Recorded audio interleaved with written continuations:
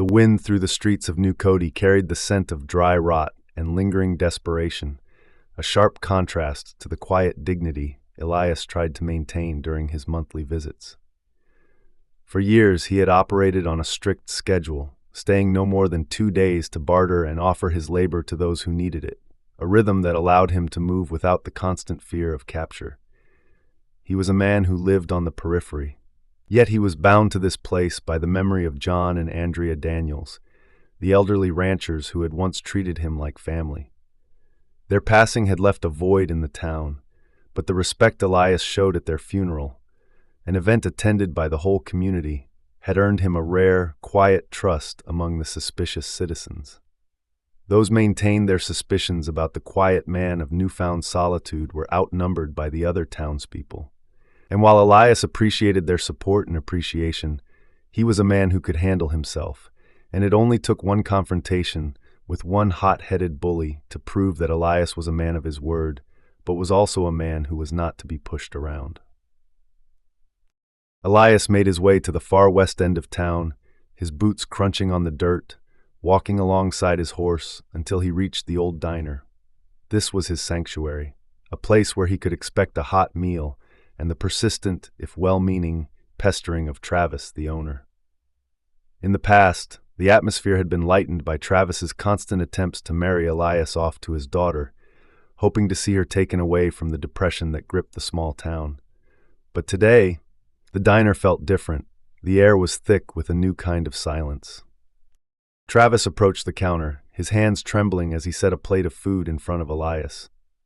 "You shouldn't have come this time, Elias," Travis whispered, his voice cracking. He leaned in, updating Elias on a new development that had paralyzed the town with fear, the arrival of someone new. A man who would appoint himself mayor of New Cody, Eric Sawyer. "I know the name," Elias said quietly, his voice a low rumble.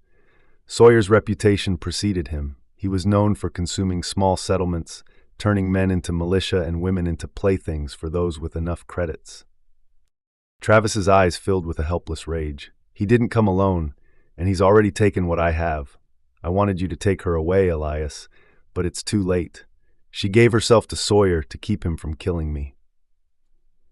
The old man's shoulders slumped, the weight of his own perceived cowardice pressing down on him.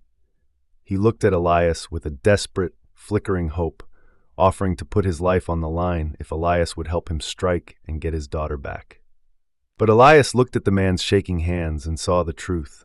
Travis was no longer a soldier, and he was utterly incapable of facing Sawyer's organized militia. "You're not a fighter anymore, Travis," Elias said quietly as he took another sip of his strong, hot, horrible coffee. "You need more than one man to try and get her back."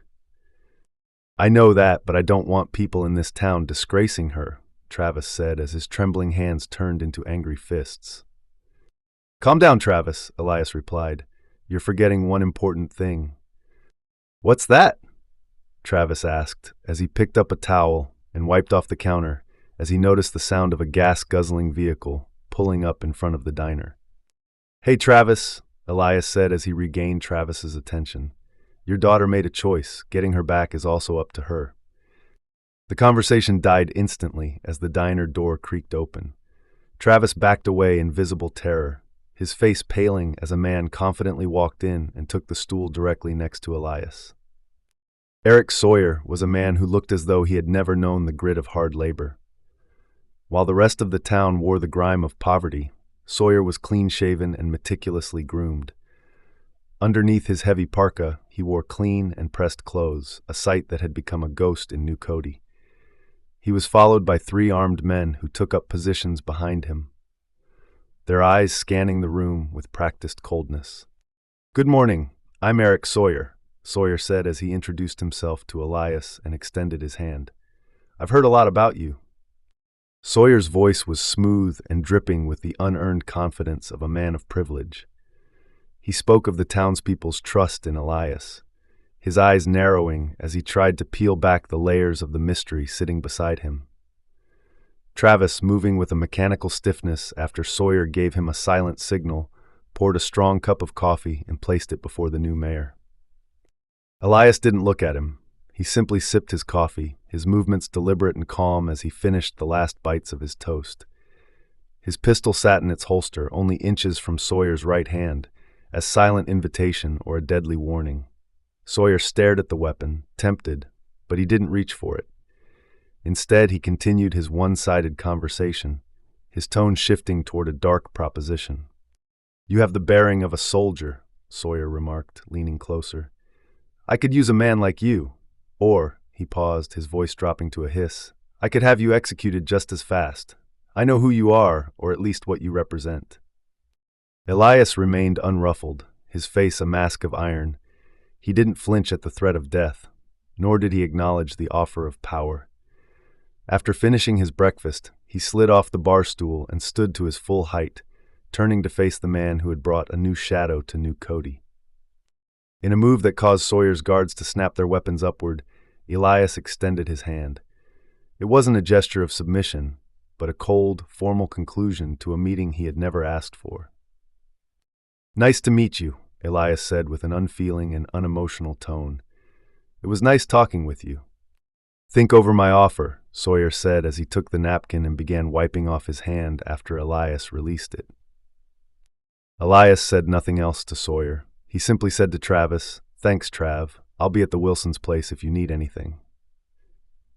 As he made his way to the exit, the militia members watched him go, their fingers itching on their triggers, but Sawyer remained seated. He didn't look back as Elias stepped out into the cold. Instead, he signaled Travis for a refill, a subtle grin spreading across his face as if the interaction had gone exactly according to his design.